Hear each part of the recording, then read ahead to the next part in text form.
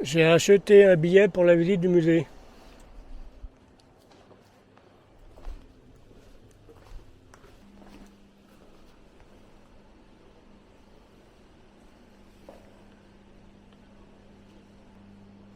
Comme je m'en doutais un peu à la prise de vue, la caméra ne peut pas filmer les indications écrites. Et très mal les photographies rétroéclairées.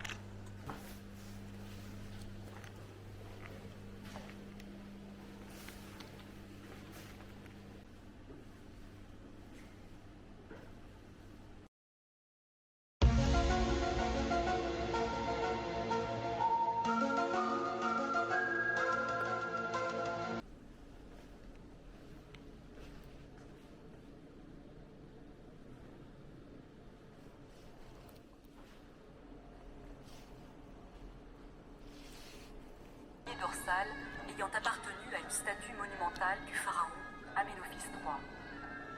Ce type de pilier était caractéristique de la statuaire égyptienne. Il permettait d'équilibrer la statue et fournissait un espace pour des inscriptions. L'usage du granit rose, la qualité du poli et la gravure sont caractéristiques de l'époque d'Aménophis III, au XIVe siècle avant notre ère. Les hiéroglyphes sont particulièrement majestueux. L'œil, un idéogramme, signifie le verbe faire, iri. La chouette est un magnifique signe phonétique qui note le son M. Le cercle quadrillé en haut est le déterminatif de la ville. Le personnage accroupi et couronné est le déterminatif du roi. Dans la dernière période du règne d'Aménophis III, les aspects divins de la monarchie sont mis en avant. Dans la partie supérieure, le disque solaire ailé est gravé sur le cintre. Juste au-dessous, les hiéroglyphes gravés nomment le dieu faucon, l'Horus de Behedet, seigneur du ciel. Deux cobras dressés, coiffés des couronnes de Basse et Haute-Égypte, assurent la protection du roi. Au-dessous encore, le texte fragmentaire fait référence au souverain qui dédie le monument. Pour le roi du double pays et le régent, le roi a fait son monument dans Ipet-Sout. Ce dernier terme désignait le temple de Karnak. Le règne d'Aménophis III a marqué tous les temples majeurs de Thèbes, notamment par une statuaire riche et colossale. Les célèbres colosses de même nom en sont les représentants les plus spectaculaires. Cet ensemble d'objets illustre l'univers du scribe égyptien. La petite statuette en bronze, numéro 15, figure un scribe assis, au crâne rasé. C'est Imhotep, architecte et scribe du roi Djéser, et le plus célèbre de son temps, vers 2750 avant notre ère. Il est considéré comme le maître d'œuvre de la pyramide à degrés et du complexe funéraire de ce roi à Saqqara. Il fut divinisé à la basse époque et devint le protecteur des sages et des guérisseurs. Pour honorer sa mémoire, les scribes versaient toujours quelques gouttes d'encre avant de commencer leurs écritures. À côté d'Imhotep se tiennent les deux formes divines de Thoth, le dieu de l'écriture. L'ibis, numéro 13, le babouin, numéro 14. L'ibis est l'oiseau qui arpente les bords du Nil après la crue, de son pas lent et régulier, comme s'il les mesurait encore et encore. Il représente donc la connaissance et la sagesse. Le babouin est l'autre forme divinisée de Thoth. Le petit groupe, au numéro 16, représente un scribe de haut rang, Nemmerhotep, assis, jambes croisées, lisant un papyrus déroulé. L'inscription le présente à la fois comme grand prêtre, chancelier et scribe royal du pharaon Aménophis III. Il est placé sous la protection du dieu Thoth, patron des scribes et dieu de l'écriture, figuré ici sous sa forme de babouin. Déposée dans un temple du dieu Thoth, la statuette était pour ce scribe une preuve de l'estime du roi. L'original de ce groupe est conservé au Louvre.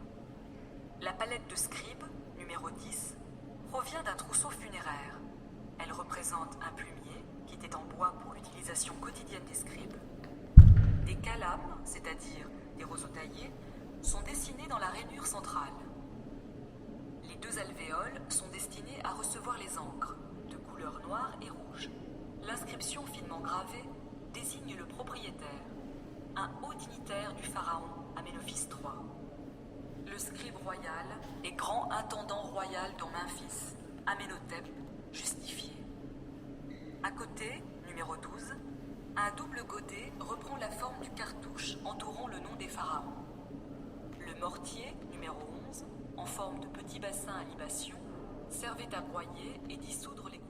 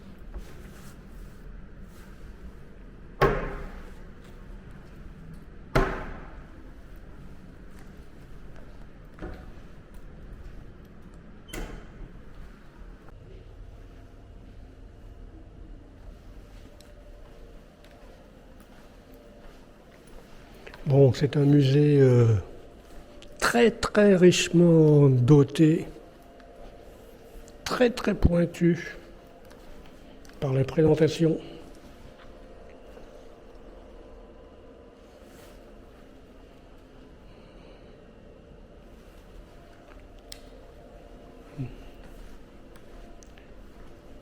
Qui au rez-de-chaussée commence par l'histoire de Champollion, le découvreur des hiéroglyphes égyptiennes, qui se poursuit par l'histoire de l'écriture à travers les âges et le monde. Là, je suis devant une ancienne presse d'imprimerie du XVIIIe siècle. Donc pas une des premières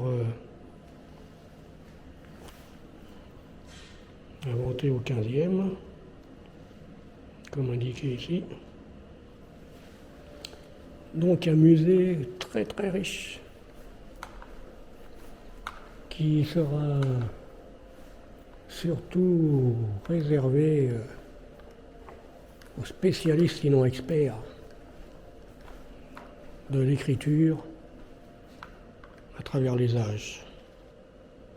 Daté du 9 octobre 199 de notre ère. C'est la plus ancienne inscription maya connue à ce jour. On pense cependant que les premiers glyphes, c'est-à-dire les premiers caractères mayas, sont apparus plusieurs siècles auparavant. Ici, elle est placée au centre d'un cosmogramme, une représentation en élévation de l'univers, selon une convention utilisée très tôt chez les Mayas. L'espace évoque un double glyphe maya, le support des objets, de forme ellipsoïdale, au centre, évoque le glyphe Akab et signifie la nuit, la maison, le temps passé. La forme carrée de la pièce représente le glyphe Kin et signifie le jour, le soleil, l'idée du temps présent. L'inscription donne la date de l'événement gravé sur la pierre et décrit la scène. Les chercheurs continuent de débattre sur la signification de ces glyphes et de la scène gravée. On sait toutefois qu'il s'agit d'une représentation royale et que l'un des glyphes mentionne le don du sang royal. Le roi tient contre sa poitrine un serpent, dont la gueule s'ouvre du serpent, tandis que de petits personnages s'accrochent à son corps. Chez les Mayas, le serpent est l'image du ciel et le symbole du pouvoir. Le jeune roi devait accomplir un sacrifice pour assurer le bon enchaînement des cycles du temps.